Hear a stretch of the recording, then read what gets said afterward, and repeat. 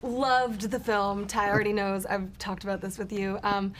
Congratulations on it. We are not in the Oasis, but we are in the real world right now. Mm-hmm. What was it like bringing this story to life and creating this world together?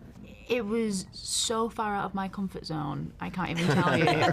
But thankfully we had, Steven Spielberg, who's just a mastermind in this medium of just pure adventure and pure imagination. And it was incredible, and I learned so much. I feel like I was just a sponge absorbing things every single day.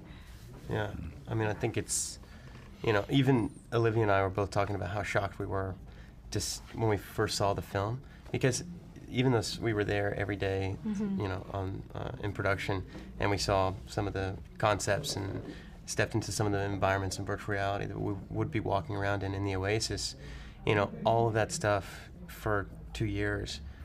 People, so many minds had put their heads together and spent time animating this world that 60% of our film takes place in. So for us, it was such a shock, and mm-hmm. it was so refreshing to see that, because it's kind of the first experience I've ever had where I watched a movie that I worked on where, because of the animation and because of I had less of an emotional attachment to it because it was so new to me. Mm-hmm. So new to you, yeah. And it was so great. And Stephen, after all these years of creating masterpieces and incredible cinematic experiences for people, what makes you sign on to a project now? What is the it factor that you wanted to be a part of Ready Player One?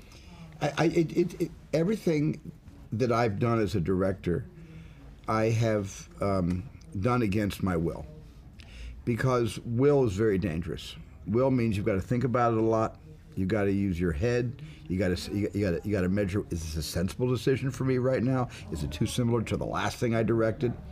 So, when I say against my will, I mean everything I've said yes to is a gut, impulsive yes. It is something that my brain starts to say, don't do it, and my gut says, you have to do it. Ready Player One was a gut choice. I read the book, I read the script, I said, I'm in. Yeah. This reminds me of movies I made like in the 80s. I got to make this movie now. Mm-hmm. So let's talk about that. 80s references. I mean, there's so many films of yours from the 80s that are so iconic. So we're going to play a game of what's your favorite. First up, Goonies versus Gremlins. I know, guys. I remember watching the Gremlins when I was too young to watch the Gremlins, and it really frightened me. I think I'd have to go Goonies. Goonies. Let's do Goonies. I'm too torn. I like them. I love them both. Okay, we're gonna stay in the middle on that one. All right. E.T. versus Poltergeist. You can choose too. Yeah. I can? Yeah. Well, there's no choice there. Yeah, there's no choice at all.